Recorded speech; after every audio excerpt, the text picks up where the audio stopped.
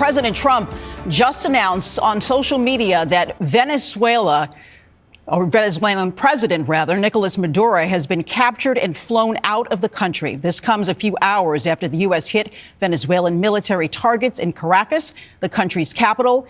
President Trump says that Venezuelan President Nicolas Maduro and his wife have been captured and flown out of Venezuela.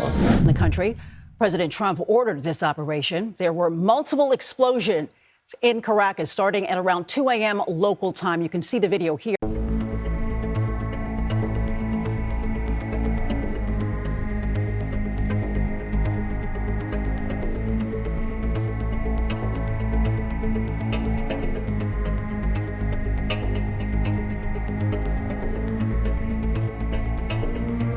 President Trump is dialing up the pressure on Venezuela this weekend, aiming to hit them where it really hurts: oil. Now Russia and China are weighing in on the conflict. China on Monday accused the United States of a serious violation of international law after the U.S. intercepted an oil tanker bound for China off the Venezuelan coast.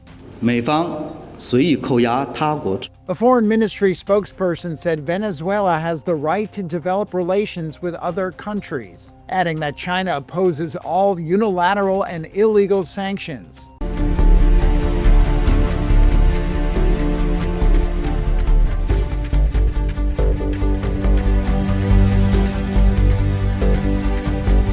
Something familiar is happening in Venezuela, but this time, the outcome may be very different. As Washington tightens sanctions, expecting isolation and collapse, two global powers are doing the opposite. They're moving closer, going deeper, and locking in long-term influence. They are no longer just watching Venezuela anymore, they're reshaping it. So why is Venezuela suddenly becoming a geopolitical battleground? Why do sanctions keep creating new alliances instead of submission? And could this moment mark another crack in the old world order? Stay with us, because this story isn't just about Venezuela. It's about how power really moves in today's world. For years, Venezuela has lived under pressure: economic pressure, financial pressure, diplomatic pressure. Sanctions were designed to isolate the country, restrict access to global markets, and force political change through economic strain. The logic was simple: cut off revenue, reduce options, and eventually compel compliance. But geopolitics rarely follows clean logic. Instead of collapsing into isolation, Venezuela adapted, not quickly, not easily, but decisively. As traditional economic channels narrowed, Caracas began searching for alternatives, not out of ideology, but necessity. Survival demanded partners willing to operate outside Western financial systems and political expectations. That's when non-Western powers stepped in. At first, their involvement appeared limited: loans here, energy cooperation there, diplomatic support in international forums. Nothing dramatic enough to dominate headlines, but over time, a pattern emerged. Each new round of sanctions reduced Western leverage while increasing the value of alternative partnerships. This is the paradox at the heart of the Venezuela story. Sanctions were meant to close doors. Instead, they redirected traffic. Venezuela holds some of the largest proven oil reserves on the planet. That fact alone ensures it will never be ignored for long. Even when production declines, even when infrastructure deteriorates, the long-term value remains undeniable. For energy-hungry powers thinking in decades, not election cycles, that matters. One side approached Venezuela as a strategic investment: energy security, resource access, long-term repayment through commodities rather than cash. Over the years, a model refined for sanctioned environments took shape: financing tied to future output, infrastructure for resources agreements, and trade mechanisms that bypass traditional dollar-based systems. These arrangements weren't fast fixes, they were slow, structural commitments. Another power followed a different logic but pointed to the same outcome. Where one focused on economics, the other emphasized leverage: energy joint ventures, security cooperation, political backing when international pressure intensified. For these actors, Venezuela represented both opportunity and message: an opportunity to maintain influence in the Western Hemisphere, and a message that pressure could be countered, not just endured. As sanctions tightened, these relationships didn't retreat, they deepened. New agreements replaced old ones, payment systems adjusted, logistics adapted, and slowly, Venezuela stopped behaving like an isolated state and more like a pivot point. This shift unsettled policymakers in Washington, because sanctions work best when alternatives are limited, when access is scarce, when pressure converges from all directions. But Venezuela was no longer surrounded by closed doors. It was navigating between systems, and that flexibility changed the equation. Instead of forcing a single outcome, sanctions began producing unintended side effects. Western companies exited, alternative players filled the gaps, influence shifted not through confrontation, but through substitution. This is what makes Venezuela a battleground not of armies, but of systems. On one side, a sanctions-driven order built on financial dominance and conditional access. On the other, an emerging network of trade, finance, and diplomacy designed to function outside that framework. Venezuela sits at the intersection. Every decision who it trades with, how it sells energy, which currency it accepts carries geopolitical weight, and both sides know it. For Washington, the challenge is credibility. Escalating sanctions signals resolve but also risks accelerating the very alignment it seeks to prevent. Pull back too far and pressure evaporates. Push too hard and rivals gain ground. It's a narrow path for non-Western powers. The calculation is different. They don't need Venezuela to prosper overnight. They need it to endure.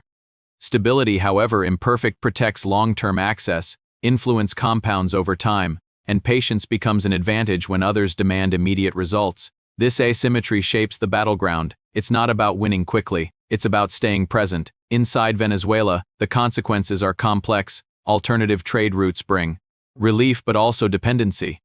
New partnerships provide breathing room but reshape sovereignty in subtle ways. Every workaround solves one problem while creating another. Yet from Caracas' perspective, options matter more than ideals. Isolation offers no leverage, engagement even limited does. And so the country continues to balance, to negotiate, to survive between competing power centers.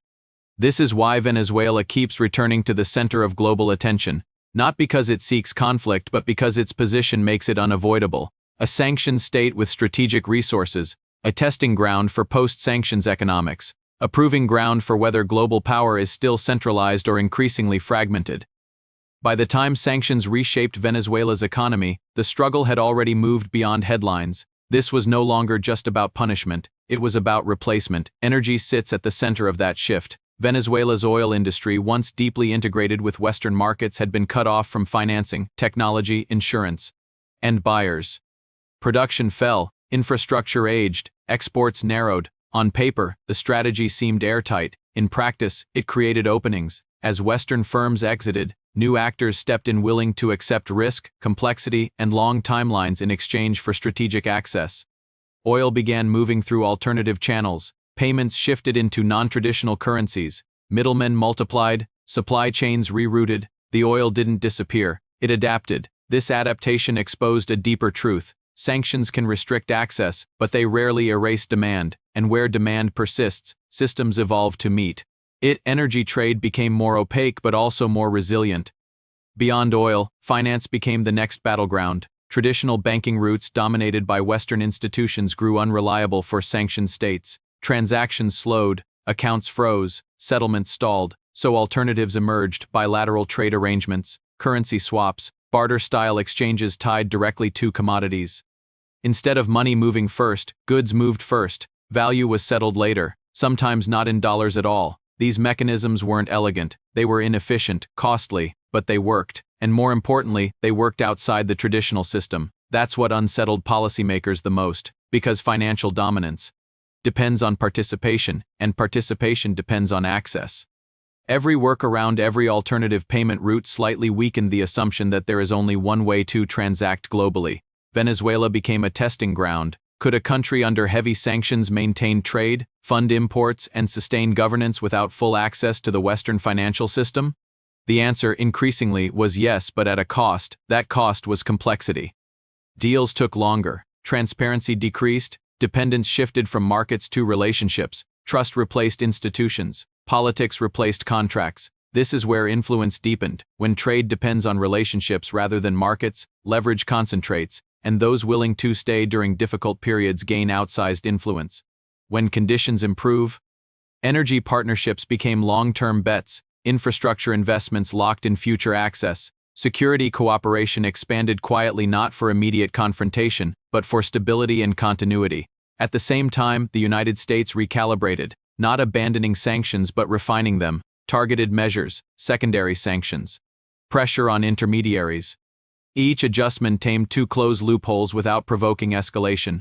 But the more complex the system became, the harder it was to control. Because sanctions are blunt instruments in a world growing more fragmented, they work best in a system where most actors share rules. But when alternative systems grow large enough, enforcement becomes selective and deterrence weakens. This is where Venezuela's role expanded beyond itself.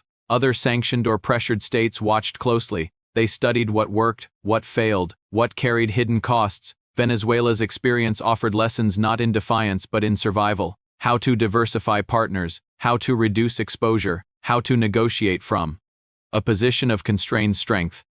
This didn't mean sanctions stopped working, it meant their impact changed. Instead of forcing immediate compliance, they reshaped long-term alignment. Countries didn't rush to abandon Western systems, but they began preparing for life outside them. That preparation is the real battleground, not tanks, not missiles, but infrastructure, finance, and trade architecture. Inside Venezuela, this shift produced mixed outcomes. Access to alternative markets brought relief but not recovery. Inflation eased in phases but inequality deepened. Imports returned but unevenly. The state survived but at the cost of deeper entanglement with external powers. Every deal solved one problem while binding the future tighter. This is the hidden price of endurance. And yet, from the perspective of those under pressure, endurance itself becomes a victory, because survival preserves choice, and choice is leverage. That's why Venezuela remains central, not because it dominates global politics, but because it illustrates where global politics is heading, toward a world where power is less centralized, where systems overlap, where influence is negotiated, not imposed. Sanctions still matter, but they no longer decide outcomes alone. Venezuela is not just a country under sanctions, it is a signal that global power is no longer enforced through a single channel, a signal that pressure can redirect influence instead of eliminating it, a signal that endurance, patience, and alternatives now matter as much as dominance. This isn't about one nation winning or losing, it's about systems competing, one built on control through access, another built on flexibility through relationships. Venezuela sits between them not by choice, but by circumstance. And what happens there will shape how sanctions are used, resisted, and redesigned across the world, because the real question isn't whether sanctions work, it's whether they still work the way they used to, and if not, who adapts faster?